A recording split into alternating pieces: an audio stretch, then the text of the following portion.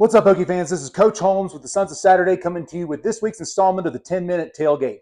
Each week on the 10-Minute Tailgate, we provide you with a curated recipe and a cocktail to help you better enjoy your Virginia Tech viewing experience.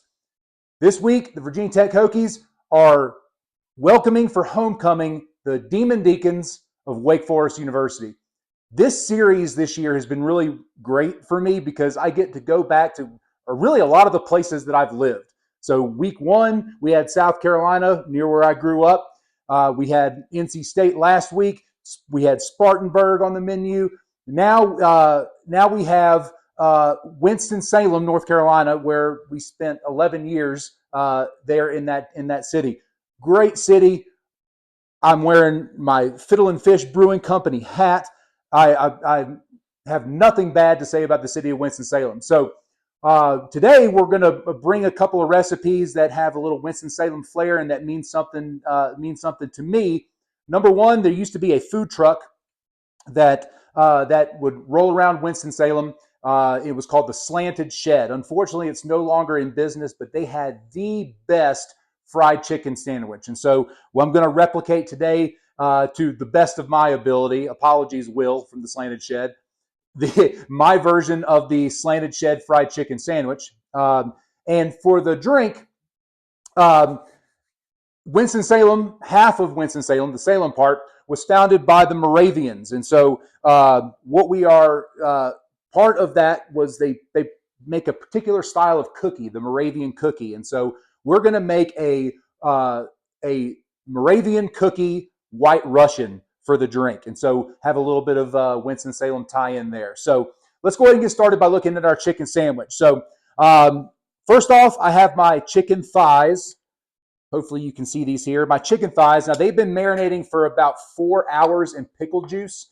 And so that pickle juice really infuses everything and makes it a little tender, kind of tenderizes everything. So makes it a lot more enjoyable and softer when you're eating it, especially in a sandwich form. And then I have my 3-stage breading station before I dunk it in the oil. So my oil right now is going to be set at about 375 degrees. And so when we dunk those in there. So we're going to start, I'm going to show you how to do the first one. Then we're going to take a quick break. And when we come back, we'll put together the sandwich after we've cooked all of these. So let's go through the first station. Now, if you choose to do this, the best thing that I would recommend, if you don't want to get flour and stuff all inside your fingernails and everything, is get some gloves. And these rubber gloves work great, and it allows you to kind of be messy, but also not to where you have to deal with anything later. So got my chicken thigh. It's been marinating here. So the first thing I'm going to do is I'm going to dredge it in some seasoned flour. So this is just all-purpose flour that I've mixed with some seasoned salt and cracked black pepper. And so now I've dredged it. You can see it's just lightly covered in the flour. And then I'm going to dunk it in my egg wash. My egg wash, I have 5 eggs that have been beaten, and then I've added a half teaspoon of pickle juice and then a half teaspoon of milk in with this. And so it's going to give it a little bit of a buttermilk flavor. I'm going to dunk it right in this egg wash real quick.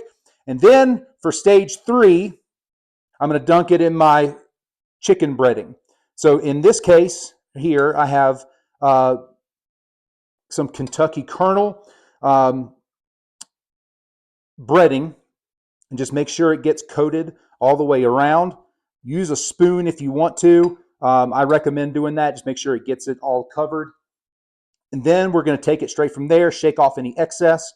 And then we're just going to lay it right into our oil. Okay? You're going to want to cook these until they're golden brown, and make sure that because they're thighs, you want to get it to about 170, 175 degrees. Okay? So we're going to come right back. We're going to get these done. We're going to take them out of the oil, and then we'll see you right back here in just a second. Take care. All right, welcome back.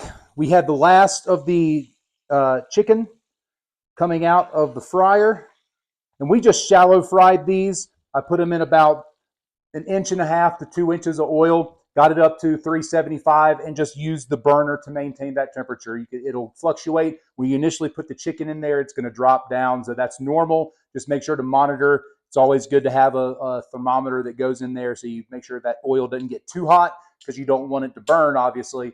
But also be careful, especially if you're using an open flame burner on your stove. So we've got the last of them out, and you can see they look perfectly golden fried. They look absolutely beautiful here. So now we're going to put this sandwich together. So I love using potato rolls, and that's what we'll use at the Slanted Shed, potato buns. But if you have a particular preference of buns, you can use whatever you have available.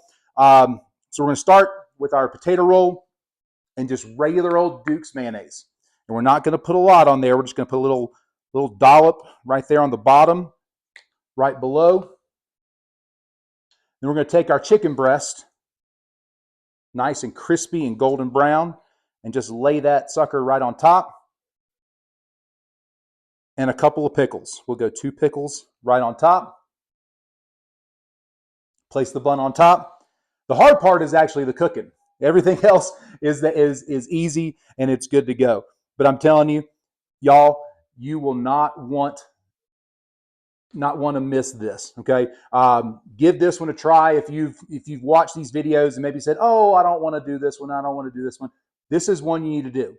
It's a 12 noon kickoff. You can make these in advance, wrap them in foil, heat them up in the foil on a grill before the game. But it's one of the best recipes that I'm going to have in this series this year. So here's the Slanted Shed chicken sandwich, or my tribute to it.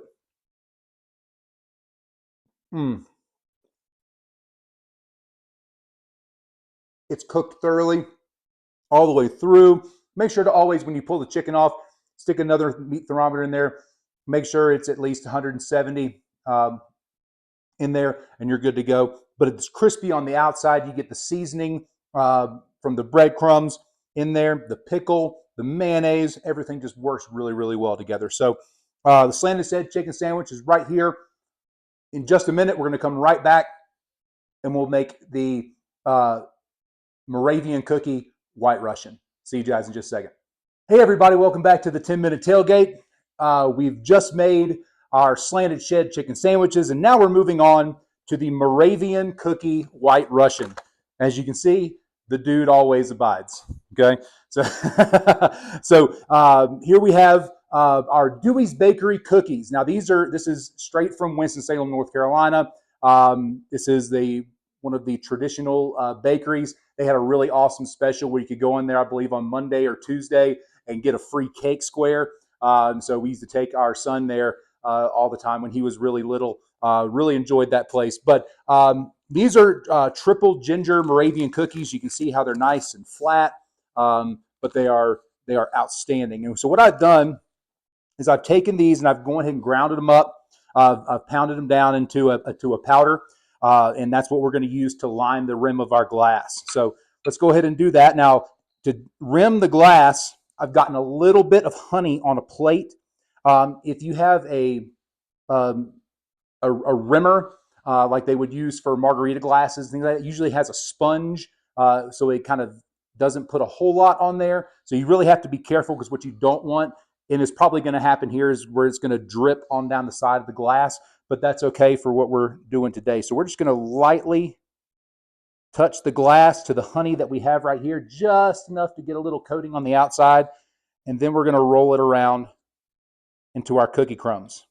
Okay, and it looks like I missed a little corner there, so we'll get them a little dollop right there, and we'll finish getting those cookies covered all on the edge. So now we have a nice rimmed glass here.